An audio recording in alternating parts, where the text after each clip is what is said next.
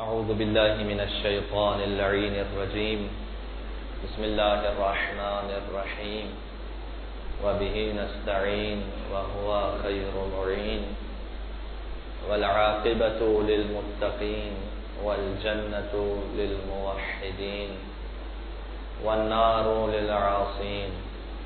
والصلاة والسلام على أكرم الأنبياء والمرسلين الذي أرسله بالهدى ودين الحق ليظهره على الدين كله. سيدنا ونبينا وشفيع ذنوبنا وطبيب نفوسنا ومولانا ومولى الثقلين جد الحسن والحسين أبي القاسم محمد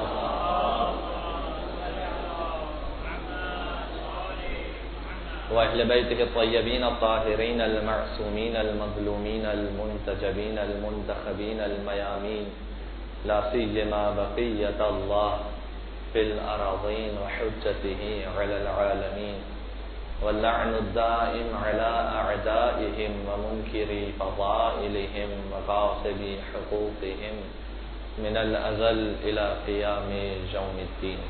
دعاء توسل. يا وصي الحسن والخلفاء الحجة أيها القائم المنتظر المهدي يا ابن رسول الله يا حجة الله على خلقه يا سيدنا ومولانا إنا توجهنا واستشفعنا وتوسلنا بك إلى الله وقدمناك بين يدي حاجاتنا. سب ملتے يا وجيها عند الله اشفع لنا عند الله يا وجيها عند الله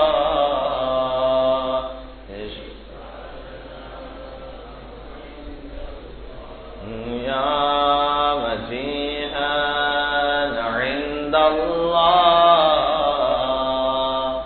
اشفع لنا عند الله. صلوات بر محمد وآل محمد.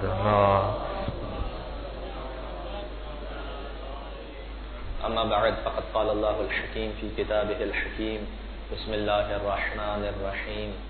وإذا سألك عبادي عني فإني قريب أجيب دعوة الداعي إذا دعان فليستجيبوا لي وليؤمنوا بي لعلهم يرشدون. درود بھیج دیجیے گا محمد اور آل محمد پر.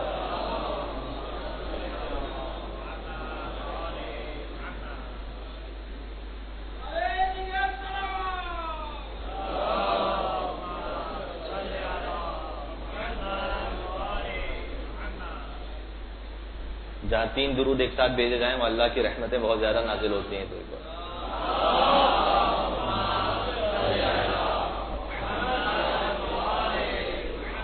جزاک اللہ. شریعت اسلامی کا احکامات کو دیکھیے تو اس میں ایک انتہائی مستحب عمل ہمیشہ باوضو رہنا ہے. باوضو رہنے کی شریعت میں انتہائی تاکید کی گئی ہے. یہ مسائل جو آج آپ کی خدمت میں عرض کی جائیں گے انہیں عرض کرنے کا ایک مقصد یہ ہے کہ چونکہ جب قرآن کریم کو انسان ہاتھ لگانا چاہتا ہے تو اس کے لیے وضو کرنا واجب ہے. قرآن کے الفاظ کو لا یمسہ الا المطہرون قرآن کے الفاظ کو سوائے پاکیزہ افراد کے کوئی ہاتھ نہیں لگا سکتے، لہذا ضروری ہے کہ انسان حالت وضو میں ہو۔ اور چونکہ محفل قرآن ہونے والی ہے مجلس کے بعد، اور آپ حضرات سے گزارش ہے کہ اس میں شرکت فرمائیے گا، اور نئے آنے والے بچوں کی حوصلہ افزائی ہوتی ہے اور خود خدمت قرآن ہے یہ، لہذا آج کی مجلس بھی مختصر ہوگی انشاءاللہ، تقریباً 10:30 بجے تک آپ کی خدمت میں ہوں، اس کے بعد محفل قرآن یہاں ہوگی، آپ حضرات سے گزارش ہے کہ اس میں شرکت فرمائیے۔ حالت وضو میں رہنا، اس کے بہت روحانی فوائد بھی ہیں اور دنیاوی فوائد بھی ہیں۔ دنیاوی فوائد سے آغاز کرتے ہیں اس لیے کہ وہ زیادہ دل کو اپیل کرتے ہیں۔ پہلی بات تو یہ کہ رزق کی زیادتی کے حوالے سے یہ بہت مفید ہے کہ انسان وضو کی حالت میں رہے، جیسے زیارت وارثہ کے بارے میں، اگر مومنین رزق کے حوالے سے پریشان حال ہیں تو یہ مجرب طریقہ ہے، یعنی ایک تو ہوتا ہے کہ کتابوں میں ایک طریقہ آیا ہوا ہے، یہ کسی عالم نے بیان کر دیا، نہیں، لوگوں نے اس پر عمل کیا ہے اور انہیں فائدہ ہوا ہے، وہ طریقہ کہ زیارت عاشورہ کی اور زیارت وارثہ کی تلاوت کیجیے گھر پر نکلنے سے پہلے، جب آپ جاب پر جا رہے ہیں، جب آپ بزنس پر جا رہے ہیں، ایک تو شب جمعہ تلاوت ہوتی ہے وہ تو اپنے مقام پر، لیکن جب آپ جاب یا بزنس پر جا رہے ہیں تو گھر کے دروازے پر کھڑے ہو کر پہلے زیارت وارثہ کی تلاوت کیجیے، اس کے بعد باہر جائیے۔ رزق کے حوالے سے انتہائی مفید ہے یہ، تو یہ تو دنیاوی فائدہ ہو گیا، لیکن زیارت وارثہ کا اصل مقصد کیا ہے؟ اصل مقصد اس میں یہ ہے کہ جب ہم یہ کہتے ہیں انی سلم لمن سالمکم وحرب لمن حاربکم، اے خدا میں امام حسین علیہ الصلوۃ والسلام سے اتنی محبت کرتا ہوں کہ جس سے حسین کی صلح ہے اس سے میری صلح ہے، جس سے حسین کی جنگ ہے اس سے میری جنگ ہے، یہ مقصد ہے زیارت وارثہ کا۔ اب کوئی اس مقصد کے تحت شاید نہ پڑھنا چاہتا ہو تو شریعت نے ایک فائدہ بتا دیا کہ دیکھو تمہارے رزق میں بھی اضافہ ہوگا، کم سے کم اسی لیے پڑھ لو۔ اسی طرح باوضو رہنا، اس کے بڑے روحانی فوائد ہیں، لیکن ساتھ ساتھ ایک دنیاوی فائدہ کہ رزق میں اضافہ ہوگا۔ روحانی فوائد کیا ہیں؟ امام خمینی کا ایک جملہ آپ کی خدمت میں عرض کروں۔ امام خمینی کی عادت تھی ہمیشہ باوضو رہنے کی، ہمارے مراجعین کی عادت ہے، لیکن ایک خاص بات یہ تھی کہ جیسے بسا اوقات آدھی رات کو ہماری آنکھ کھلتی ہے، 5 سیکنڈ کے لیے، 10 سیکنڈ کے لیے، 1 منٹ کے لیے بسا اوقات آنکھ کھلتی، دوبارہ ہم سو جاتے ہیں، یہ ہر ایک انسان کی پریکٹس میں ہے۔ امام خمینی کے بارے میں کہا جاتا ہے کہ اگر ایک لمحے کے لیے بھی ان کی آنکھ کھلتی تھی تو بستر سے اٹھتے تھے، پہلے جا کر وضو کرتے تھے، اس کے بعد دوبارہ آرام کیا کرتے تھے، یعنی ایک لمحے کے لیے بھی اس بات کو برداشت نہیں کرتے تھے کہ میں وضو کی حالت میں نہ ہوں۔ بلکہ شیخ مرتضی انصاری، یہ وہ جید عالم دین ہیں کہ جنہیں تعلیم مولا کائنات نے دی ہے اور جن کا امتحان امام زمانہ نے لیا ہے، یہ وہ عالم ہے، بڑے واقعات ہیں ان کے۔ ایک مرتبہ کسی نے ان کی والدہ گرامی کو آ کر کہا کہ آپ کو بہت مبارک ہو کہ آپ کے بیٹے اس مقام تک پہنچ گئے، کہا کہ اگر میرا بیٹا نبی بن جاتا تب بھی مجھے حیرت نہ ہوتی۔ لوگوں نے کہا کہ آپ نے کون سا ایسا خاص عمل کیا ہے؟ کہا جب سے اس کی ولادت ہوئی کوئی ایک موقع ایسا نہیں گزرا کہ میں نے بغیر وضو کے اس بچے کو دودھ پلایا ہو۔ یہ روحانی اثرات ہیں۔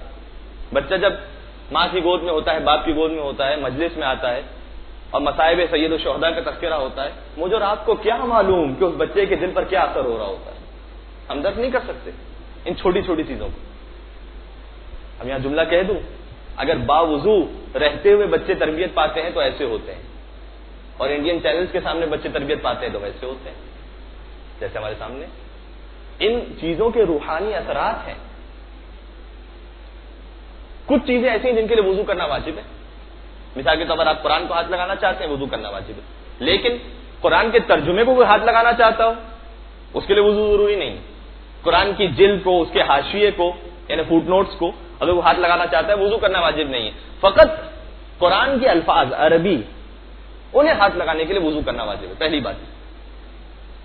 دوسری بات یہ ضرور مستحب ہے کہ اگر آپ بغیر ہاتھ لگائی بھی قرآن پڑھ رہے ہیں، مثال کے طور پر جلد آپ کے ہاتھ میں، آپ کے ہاتھ براہ راست نہیں لگ رہے، تب بھی مستحب ضرور ہے کہ پہلے وضو کیا جائے، اس کے بعد تلاوت قرآن کی جائے۔ پھر ایک اور بات وہ یہ کہ سونے سے پہلے وضو کرنے کی بہت تاکید ہے، اسے واقعی اپنی زندگی میں اپنا کر دیکھیے۔ کچھ چیزیں ایسی ہیں کہ جن کی لذت سے ہم محروم ہیں، اسلام نے ہمیں بتلائی ہیں یہ چیزیں، مثال کے طور پر یہی تسبیح حضرت زہرا سلام اللہ علیہا، ایک درود بھیجتے محمد اور آل محمد پر.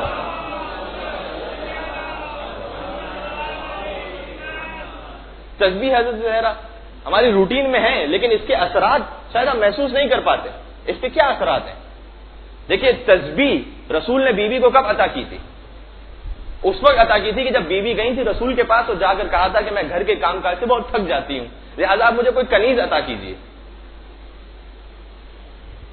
یعنی بیوی کے گھر کے کام کرنے کا عالم یہ تھا کہ ایک مرتبہ سلمان فارسی کی نگاہ پڑی تو سلمان آتے ہیں حضور کی خدمت میں اور آ کر کہتے ہیں کہ واہ عجبا ان بنات الملوک تجلس علی کراسی المذاہب وبنت رسول اللہ لا ثیاب له ولا ادار له. عجیب بات ہے اللہ کے رسول، جو بادشاہوں کی بیٹیاں ہیں وہ تو سونے کی کرسیوں پر بیٹھتی ہیں، اور جو کائنات کے رسول کی بیٹی ہے، عجیب ہے، اس کے لباس پر پابند ہے، اس کی چادر پر پابند ہے. تو رسول شاید فرماتے ہیں کہ اے سلمان فارسی، تم نے حالت تو دیکھی، لیکن کیا تم نے سنا کہ میری بیٹی اس حالت میں کیا کہہ رہی تھی؟ سلمان نے کہا کہ اللہ کے رسول میں نے سنا نہیں. کہا جا کر سنو کیا کہہ رہی میری بیٹی. سلمان جاتے ہیں، سننے کی کوشش کرتے ہیں. بیوی کی زبان پر ایک جملہ تھا جو قرآن کی آیت ہے کہ وما عندکم ينفد وما عند اللہ باق. اے انسانوں یاد رکھو، جو کچھ تمہارے پاس ہے وہ ختم ہو جانے والا ہے، جو اللہ کے پاس ہے وہ باقی رہ جانے والا ہے.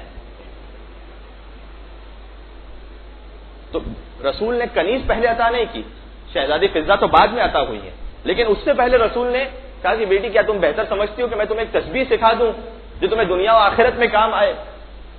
رسول نے اس وقت ایک تسبیح سکھائی. یعنی یہ تسبیح کس کام کے لیے تھی؟ کہ اگر میں تھکن محسوس کر رہا ہوں، اس تسبیح کو پڑھ کر میرے اندر تازگی آ جائے. یہ اس تسبیح کا فائدہ، شاید ہم نے کبھی محسوس نہ کیا اس فائدے کو. اس فائدے کو کیسے محسوس کیا جائے اس کی بھی علماء نے طریقے بتلائے. جب بھی تسبیح پڑھیے آرام آرام سے ایک ایک ذکر کو الگ الگ کر کے پڑھیے.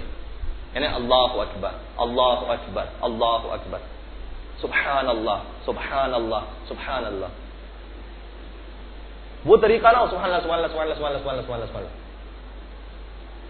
اس کا شاید اثر ہو جائے، اس کا بھی اثر ہوگا، یہ نہیں کہہ رہا کہ اثر بالکل نہیں ہوگا، لیکن جو اصل اثر ہے. اور ایک ایک ذکر کو دل سے ادا کرنے کی کوشش کیجیے، جیسے آپ کے دل سے نکل رہا ہو اللہ اکبر سبحان اللہ سبحان اللہ. اور سمجھ میں کیسے آئے گا کہ اس تسبیح کا اثر ہوا یا نہیں ہوا، اس کا فائدہ ہوا یا نہیں ہوا؟ ایک نشانی ہے اس کی، اگر تسبیح کے بعد آپ کا دل گریے کی طرف مائل ہو جائے تو سمجھ جائیے کہ وہاں سے کچھ عطا ہو گئی ہے. اس لیے کہ گریا بہت اہم ہے. گریا، ہماری آنکھوں میں آنسو کیوں نہیں آتے؟ اس کی ایک وجہ ہے. ہمارے استاد محترم ایران میں وہاں سے قافلہ لے کر جاتے ہیں. فرماتے ہیں کہ ایک بار میں قافلہ لے کر گیا تو ایک حاجی تھا، بہت مزاح کیا کرتا تھا. اسے لاکھ سمجھایا کہ دیکھو حج کا معاملہ ہے، سیریس ہو جاؤ، لیکن سیریس نہیں ہوتا تھا. ایک دن جب ہم عرفہ میں تھے تو عرفہ میں خیمے سے باہر نکل رہا تھا. میں نے اس سے کہا کہ دیکھو یہاں پر سارے خیمے ایک جیسے ہیں، باہر نہ نکلو گم ہو جاؤ گے. تو اس نے وہی مزاح میں کہا کہ قبلہ میں کہاں گم ہونے والا ہوں، آپ گم ہو جائیں تو میں آپ کو ڈھونڈ کے نکالوں گا. اس نے مذاق کیا. پھر واقعا ایسا گم ہوا کہ نہ عرفہ میں آیا نہ مینا میں مل سکا. ہمارے استاد کہتے ہیں ڈائریکٹ وہ مکہ چلا گیا تھا، اس لیے کہ اسے سمجھ ہی نہیں آ رہا تھا. اور جب مکہ میں پہنچا تو بالکل تنہا، کیونکہ سارے حاجی تو عرفہ و مینا میں تھے. لہٰذا 3 دن بالکل تنہائی میں گزارے اس نے. کہتے جب میں مکہ پہنچا، ہمارے استاد کہتے ہیں اس سے میری بات ہوئی. میں نے کہا کیسا محسوس کر رہے ہو؟ تو کہتا ہے کہ 3 دن میں نے تنہائی میں گزارے ہیں اور مولانا یقین کیجیے 30 سال بعد میری آنکھوں میں پہلی مرتبہ آنسو آئے ہیں. کیوں؟ کہتے ہیں مولانا میں سمجھ چکا تھا کہ اب میں گم ہو چکا ہوں، اب میرے پاس کوئی راستہ نہیں بچا. آنسو اس وقت آتے ہیں جب دل میں احساس ہو جائے کہ اب میں گم ہو چکا ہوں، اب میں بھٹک گیا ہوں.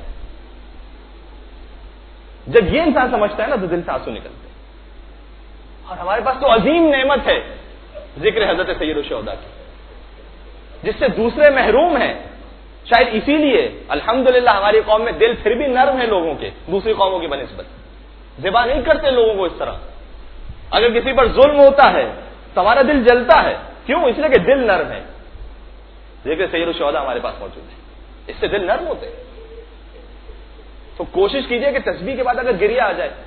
کتنی روایتوں میں ایسا ہے, مثلا نماز جعفر طیار میں, کہ نماز پڑھو, اگر مچھر کے پر کے برابر بھی تمہاری آنکھ میں آنسو آ جائیں تو سمجھ جاؤ کہ نماز قبول ہو چکی ہے. اس کی اہمیت ہے اپنی. تو عزیزان گرامی, یہ وہ چیزیں کہ جن کا اثر ہونا چاہیے. اسی طرح سے وضو, سونے سے پہلے وضو کیجیے, جو کہ روایت میں ہے کہ جو سونے سے پہلے وضو کرتا ہے اللہ ساری رات کی عبادت کا ثواب اسے عطا کرتا ہے. ان چیزوں کو اگر ہم پریکٹس میں لے کر آئیں گے, خود بخود ایک روحانی تبدیلی آنا شروع ہو جائے گی. ایک درود بھیج دیجیے گا محمد اور آل محمد پر.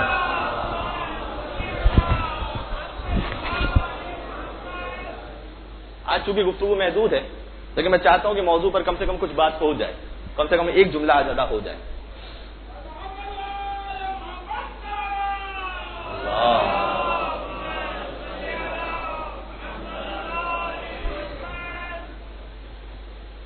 امام دعائے افتتاح میں ارشاد فرماتے ہیں, بسم اللہ الرحمن الرحیم, الحمدللہ لا یفتق حجاب, حمد اس خدا کی جس کا پردہ چاک نہیں کیا جا سکتا, ولا یغلق باب, جس کا دروازہ کبھی بند نہیں ہوتا. مولا کائنات دعائے صباح میں ارشاد فرماتے ہیں, الہی قرعت باب رحمتک بید رجائی, اے خدا تیری رحمت کے دروازے پر اپنے امید کے ہاتھوں سے دستک دے رہا ہوں. کبھی دروازہ بند نہیں ہوتا. امام سجاد ماہ رجب کی دعا میں ارشاد فرماتے ہیں, بابک مفتوح للراغبین, اے خدا تڑپنے والوں کے لیے تیرا دل ہمیشہ کھلا ہوتا ہے, تیرا دروازہ ہمیشہ کھلا ہوتا ہے. فرمائیے, ولا یرد سائل, جس کے سائل کو کبھی رد نہیں کیا جاتا, ولا یخیب عامل, جس سے امید لگانے والا کبھی محروم نہیں ہوتا. ہم سمجھتے ہیں دنیا میں محروم ہوگا, ایسا نہیں ہوتا. اس لیے کہ روایت کا جملہ ہے نا, جب قیامت میں انسان پہنچے گا تو اس کی نیکیوں کا جب حساب کرے گا وہ کہے گا, بار اللہ یہ ساری نیکیاں تو میں نے انجام نہیں دی تھی, یہ نیکیاں کس لیے؟ خدا کہے گا یہ وہ دعائیں ہیں تیری جو تو نے دنیا میں کی تھی, لیکن کسی مصلحت کی وجہ سے میں نے قبول نہیں کی تھی. ہر دعا کے بدلے میں نے تجھے نیکی عطا کی ہے. اور سوال ہے, کبھی خدا کی بارگاہ میں مایوسی ہے ہی نہیں, کبھی رد ہونا ہے ہی نہیں. دنیا میں نہیں ملے گا, کئی گنا بڑھ کر آخرت میں ملے گا. اور روایت کا آگے جملہ یہ کہ جب ایک بندہ مومن اس طرح دیکھے گا, خدا سے کہے گا, بار الہ کاش میری دنیا میں کوئی دعا قبول نہ ہوئی ہوتی, سب کچھ وہیں مل جاتا تو اچھا تھا. جانے گرامی, اور میں بار بار عرض کر رہا ہوں روزانہ کہ اہل بیت وہ کبھی کسی کو خالی ہاتھ نہیں لوٹایا کرتے. حتیٰ ایک چھوٹی سی روایت آپ کی خدمت میں عرض کرتا ہوں, بس میں نے عرض کیا آج یہ گفتگو محدود ہے, 10:30 بجے تک کا میرے پاس وقت موجود ہے. اس کے بعد انشاءاللہ قرآن کی محفل ہے, آپ آزاد شرکت فرمائیے گا, میں اعلان کر چکا ہوں اس کا. ایک شخص آتا ہے سرکار ختمی مرتبہ حضرت محمد مصطفیٰ صلی اللہ علیہ وسلم پر,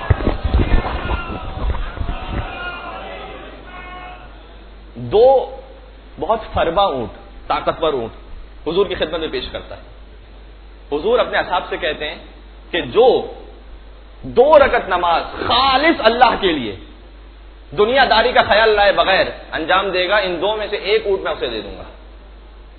کوئی ہے؟ کوئی نہ اٹھا. جیسے خندق میں کوئی نہ اٹھا تھا, کوئی نہ اٹھا. رسول نے دوبارہ اعلان کیا, کوئی ہے جو خالص 2 رکعت نماز اللہ کی خاطر انجام دے. اب توجہ فرما رہے ہیں, جو 2 رکعت کا امام بننے کے قابل نہ ہو وہ مسلمانوں کا امام بننے کے کیسے قابل ہوگا؟ درود بھیجتے ہیں محمد اور آل محمد پر.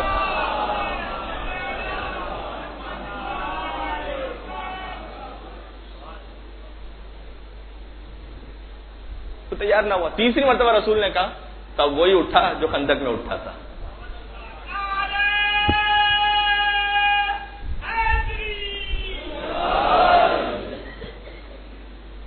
علی آتے ہیں آگے بڑھ کر کہتے ہیں کہ اللہ کے رسول میں 2 رکعت نماز انجام دوں گا, دنیا میں کسی چیز کا خیال نہیں لاؤں گا, اللہ کی خاطر.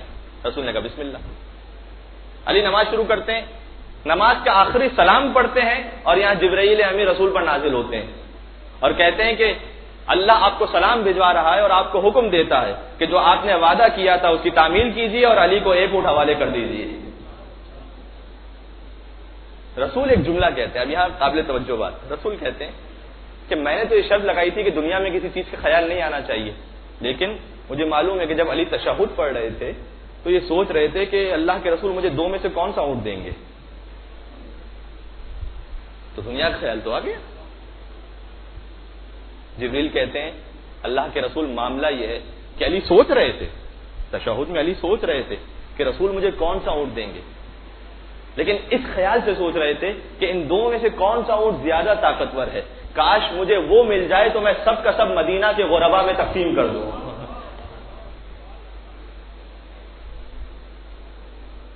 اللہ کے رسول کہتے ہیں کہ میں نے 1 اونٹ کا وعدہ کیا تھا لیکن میں 2 اونٹ علی کے حوالے کرتا ہوں. یہ ہے علی ابن ابی طالب. جب کچھ ملتا ہے تو اپنے پاس نہیں رکھتے، سب کچھ لوٹا دیتے ہیں. اب اللہ کی بارگاہ میں جسے سب سے زیادہ ملا ہے اس کا نام ہے سرکار ختمی مرتبت، اور ان کے بعد جنہیں سب سے زیادہ ملا ہے اس کا نام ہے علی مرتضیٰ.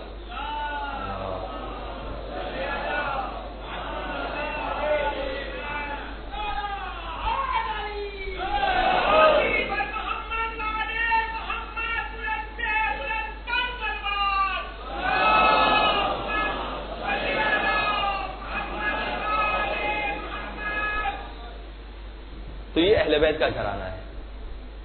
تو میرا وقت پورا ہو گیا، زیادہ ایک جملے سے مصائب پہ جاؤں گا. اب تصور کیجئے جو ساری کائنات کو دینے والا ہو، جس کا باپ ساقی کوثر ہو، اس پر کتنا کٹھن وقت ہوگا کہ وہ 2 گھونٹ سوارے آپ کرنے کے لیے دشمن کے سامنے آ جائے. اس طرح سخت وقت ہوگا اس حسین پر، جس کے ہاتھ میں نہر کوثر ہو. وہ آئے اپنے 6 مہینے کے بچے کو لے کر اور کہے کہ اے فوج اشقیہ، یہ 3 دن سے بھوکا اور پیاسا ہے، اگر تمہاری نگاہ میں حسین قصوروار ہے، اس بچے کا تو قصور نہیں، اسے پانی پلا دو. کہیں سے کوئی آواز نہ آئی. ایک مرتبہ حسین نے اصغر کے کانوں میں کچھ کہا. فرماتے ہیں کہ اے بیٹا، تو بھی تو حجت خدا کا بیٹا ہے، اپنی حجت ان پر تمام کر دے. اب جو بچے نے سوکھی زبان اپنے ہونٹوں پر پھیرنا شروع کی، فوج اشقیہ میں انقلاب آنا شروع ہوا. ہمارے ساتھ کہتا ہے اختا کلام الحسین، حسین کے کلام کو قطع کر دے. ہرملا کا 3 بال کا تیر چلا، بچہ حسین کے ہاتھ میں منقلب ہوا. اور اب یہ وہ مرحلہ ہے جو بہت سخت ہے. بوڑھے باپ کے ہاتھ میں 6 مہینے کا لاشا ہے. حسین 7 مرتبہ آگے بڑھتے ہیں، حسین 7 مرتبہ پیچھے ہٹتے ہیں. اور ایک شعر حسین کی زبان پر، حسین کہتے ہیں یا شیعتی لیتکم فی یوم عاشورا جمیعا تنظرونی کیف استفلیلت استنفاء ابوا یرحمونی. اے میرے شیعو، کاش تم کربلا کے میدان میں ہوتے، تم اپنے مولا کو دیکھتے، تمہارا مولا کیسے 6 مہینے کے بچے کے لیے پانی مانگا، پانی پلانے والا کوئی نہ تھا. حسین دل کھڑا کر کے خیمے میں داخل ہوتے ہیں. اب ایک جملہ سکینہ نے کہا، ایک جملہ رباب نے کہا. سکینہ آگے بڑھتی ہے، آ کر کہتی ہے بابا ہم سمجھ گئے، بابا آپ کو اصغر زیادہ پیارے ہیں. اصغر کو پانی پلا لیا. سکینہ کی پیاسی یاد نہ آئی بابا. حسین نے اب آ کے دامن کو الٹا، کہا بیٹی تیرا بھائی پانی پی کر نہیں آیا، تیر کھا کر آیا. اور اب جو ماں نے دیکھا، ماں نے ایک جملہ کہا، 6 مہینے کی محبت کو ایک جملے میں کہا یا بولیا مثلو کا یولان. بیٹا 6 مہینے کا تو جانور بھی ذبح نہیں ہوتا. ارے یہ کیسے مسلمان تھے جو جیسے 6 مہینے کو ذبح کر.